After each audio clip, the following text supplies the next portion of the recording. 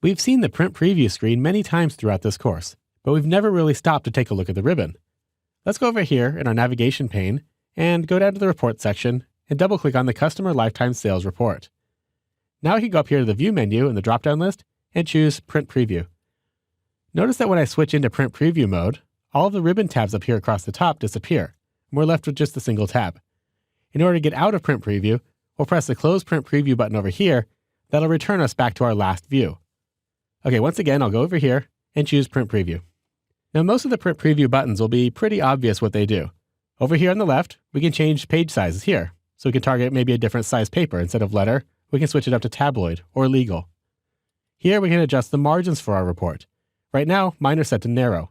Here we have the option of printing data only, in which case it won't print any background colors that we might have assigned to the different sections of our report. I'll go ahead and toggle that back off. Next, we have this page layout section. We can choose from a portrait document or a landscape. Now notice that if I change it to landscape, that our report design actually doesn't update.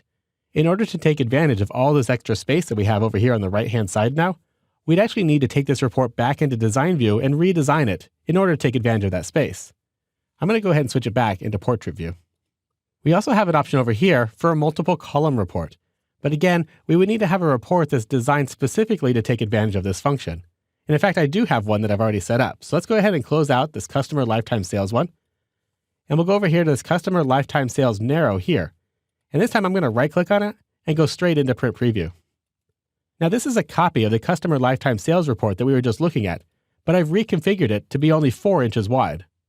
Now I can go over here to this column section, and I'm going to change this number of columns from 1 to 2. Down here on the bottom, we have an option for column layout. Right now it's listed as down and then across. We can also switch it to across and then down. I'm going to leave mine as down and then across, so the records will go down the page, and then when they get to the bottom, it'll return back up to the top of the second column. We'll go ahead and say OK, and the report reconfigures here on the screen. So now our records start at Alabama here, and they go down. And if I scroll down here, we'll see it goes to Alaska and then Arizona. When we get to the bottom of the page, Arizona will appear back up here at the very top and finish out the Arizona column, and then it switches to Arkansas.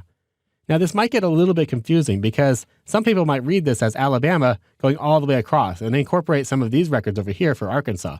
So I'm going to leave it to you to decide whether this is a good layout for your data or not. Let's go ahead and close this one down, and we'll return back to the other report. I'll right-click on it and say Print Preview. The next section allows us to zoom in and out of our document. From the Zoom menu, I can choose to view it at a different scale. For instance, I can go to 200% or 100%, or even smaller if I want. Let's go ahead and switch it back to 100%. We can also view multiple pages at a time. So right now I'm just viewing a single page. I could view it as a 2-page spread, or I could even specify multiple pages, like 4 or 8, and see how that looks on the screen. I'm going to switch mine back to 1 page. Let's go ahead and click here to zoom back into it. The next section over is all about getting our report out of Access. We can export it to an Excel file, for instance, or to a text file. We can export to a PDF file. We could email the report. And in this section here, we can also export it to Word or as an HTML document. If we go into the PDF export, it'll ask us for a file name, and we have some options for how to optimize this document. Let's go ahead and press Cancel. Finally, let's take a look at this Page Setup button here. When I click on it, we get 3 tabs: Print Options, Page, and Columns. Now in the Print Options section, we have margins, just like we saw from the Margins button over here. We have this option here, Print Data Only, and again, that's up here on the ribbon too. In the Page tab, we have Portrait or Landscape. Once again, those options are on the ribbon as well. We have the page size here. Again, it's over here on the ribbon. And we also have the section where we can set a default printer, which we would do in the next step anyway. In Columns, this is the same tab that we saw from this button over here. So really, this Page Setup section is only duplicating the functionality that's already in the entire ribbon. So we can go ahead and close out of this. And finally, when we're done setting all of our settings, we can go over here to Print, choose a printer, and press OK to send it off. So technically, you can also print forms too. Now let's go ahead and take a look at that. Let's go ahead and close this, and we'll close out of our report. If I go ahead and go to a form, for instance, our employee directory, and double-click on it to open it, you're not going to find Print Preview in the View drop-down menu. But there's nothing keeping us from going over here to the File tab and going to Print, and then choosing Print Preview here. That'll open up this form in a Print Preview window.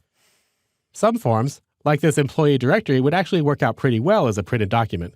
But that shouldn't be the primary use for forms. Reports are made to be printed and exported.